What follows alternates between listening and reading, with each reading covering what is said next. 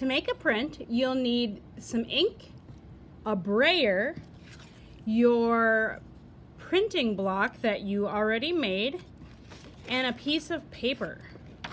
So this can tend to get a little bit messy, so we're going to be extra careful today as we're moving our bodies around the room and with our hands at the table. So I take my brayer and I want to even out that printing ink right now so it gets fully covered on this brayer. I can tell that there's some spots that aren't covered, so I'm going to roll this around on here.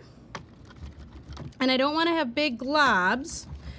I want it to be nice and smooth because big globs is bad and not enough is bad. It's kind of one of those things that the first print you do usually doesn't turn out to be your favorite. Every once in a while it does, but usually it takes a couple times to figure out how much ink you want to put on.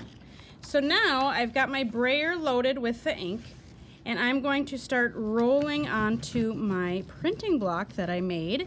And now you can kind of see how the lines are appearing that you carved in. And this is why I was talking about making sure to have those lines indented like that, because now this is going to become our stamp. I'm being very careful. I got a tiny bit on my hands. That's to be expected, but not to be careless in putting it all over our hands. All right, so here is my paper that I'm going to print on. I'm picking it up like a photograph, so I don't want to touch the top of it. Okay, and I'm going to flip it over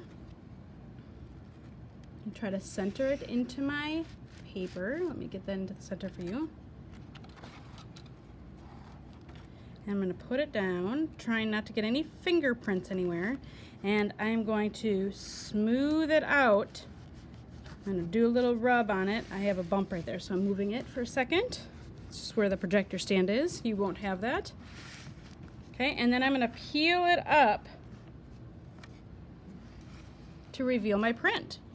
Now this is a pretty good first print. I can see that maybe I would have liked to have had a little bit more ink on it now that I see it, but for a first print this is pretty good. And notice that the quality is different than when you're painting it, okay? So that it takes on kind of this organic texture to it, and it's not gonna be exactly perfect, but it is really kind of cool that way. So one thing I probably should have done before I did this was put my name and my teacher's initial in the corner. Okay, and now I'm going to carry this right to the drying rack.